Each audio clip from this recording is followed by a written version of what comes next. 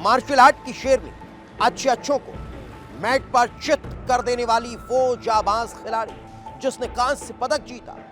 देश में उसका नाम चलता था, उसकी ललकार से हर कोई हैरान रहता था, लेकिन वो जिंदगी की जंग हार गई। उसने मैट से इतर अपने जीवन में एक ऐसा कदम उठाया कि हर कोई हैरान रह गया। क्योंकि हर किसी को ललकारने वाली, मैट पर हर किसी को चित करने वाली, हमेशा अपने खेल में जीत दर्ज करने वाली वो लड़की नाम रोहिणी, जो देवास में अपनी जिंदगी को हार गई और उसने खुदकुशी कर ली। आखिर ऐसा क्या हुआ जो उसने जीने की चाह छोड़ दी? इस रिपोर्ट में देख लीजिए। इंटरनेशनल प्लेयर की सुसाइड का राज, रोहिणी कलम की आत्महत्या का पर्दाफाश, प्लेयर प्रताड़ना और सुसाइड।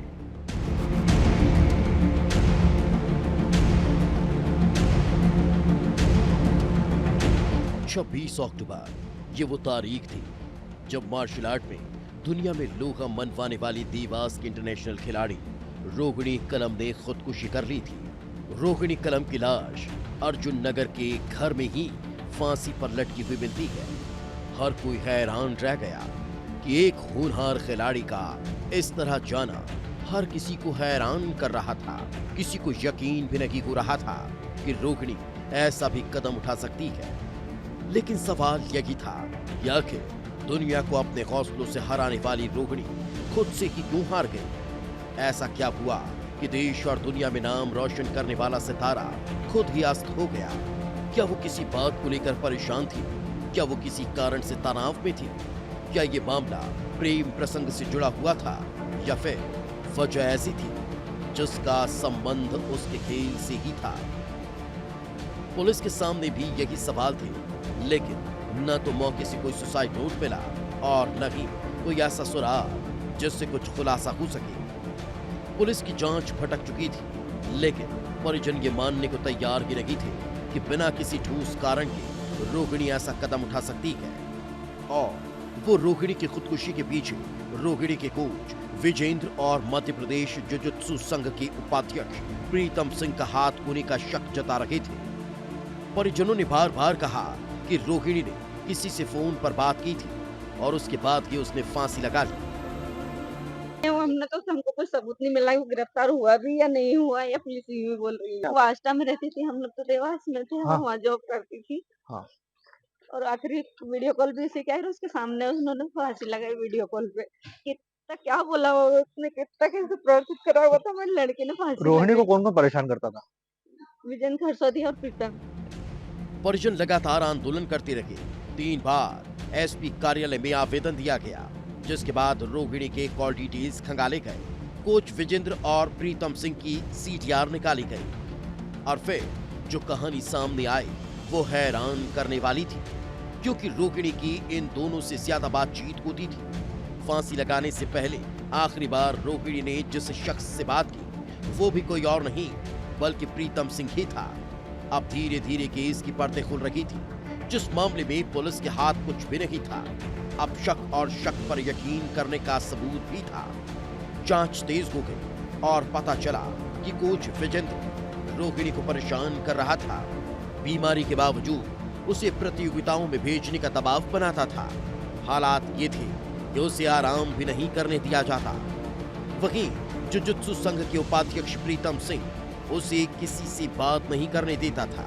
परिजनों के मुताबिक प्रीतम का रोहिणी के प्रति इरादा ठीक नहीं था।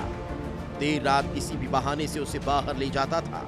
आए दिन फोन पर परेशान करता था, जिससे रोहिणी दबाव में रहने लगी। और जिस दिन घटना हुई उस दिन दोनों के बीच वीडियो कॉल पर बातचीत हुई थी और उसी के बाद रोहिणी ने यह खौफनाक कदम उठा लिया। इस कार्यवाही को इस कार्य से मैं संतुष्ट हूँ, क्योंकि जब हम लोगों ने आंदोलन के लिए आवाज़ उठाई, आंदोलन की हमने जब वो डेट फाइनल करी, तब जाकर के ये सारी चीज़ें सामने आई हैं कि तुरंत में उनको गिरफ्तार करना, तुरंत में ये सारी चीज़ें। और अभी तक हमें एफआईआर की कॉपी वगैरह भी नहीं दी है, नहीं हमें बताया भी नहीं है कि हम क्या किस बुनियाद पर उनको गिरफ्तार किया है, किस पे नहीं किया है। और दूसरी बात, एक तो वैसे ही बाहर है अभी, तो मैं पुलिस की जांच से तो बिल्कुल भी संतुष्ट नहीं हूँ। मैं चाह रही हूँ कि एक सीबीआई जांच हो। पुलिस ने रोहिणी के कोच विजेंद्र और मध्य प्रदेश जुजुत्सु संघ के उपाध्यक्ष प्रीतम सिंह के खिलाफ आत्महत्या के लिए उकसाने का केस दर्ज कर लिया है और उपाध्यक्ष प्रीतम को गिरफ्तार कर जेल भेज दिया। वहीं कोच विजेंद्र की गिरफ्तारी के लिए टीमें लगातार कोशिश कर रही हैं। कि जो अंतर्राष्ट्रीय जिजित्सु खिलाड़ी हैं रोहिणी कलम, उनके द्वारा अपने घर में फांसी लगा के आत्महत्या कर ली गई थी। इस संबंध में हमारे द्वारा मर्ग पंजीबद्ध कर जांच की जा रही थी। जांच के दौरान परिजनों के कथन और जो अन्य साक्ष्य हमें, जो तकनीकी साक्ष्य हमें इस प्रकरण में जांच के दौरान मिले थे, उनके आधार पर ये पाया गया कि रोहिणी कलम जो थी उनको उनके कोच विजेंद्र खरसोदिया और एक अन्य आरोपी प्रीतम सिंह सोलंकी द्वारा लगातार प्रताड़ित किया जा रहा था।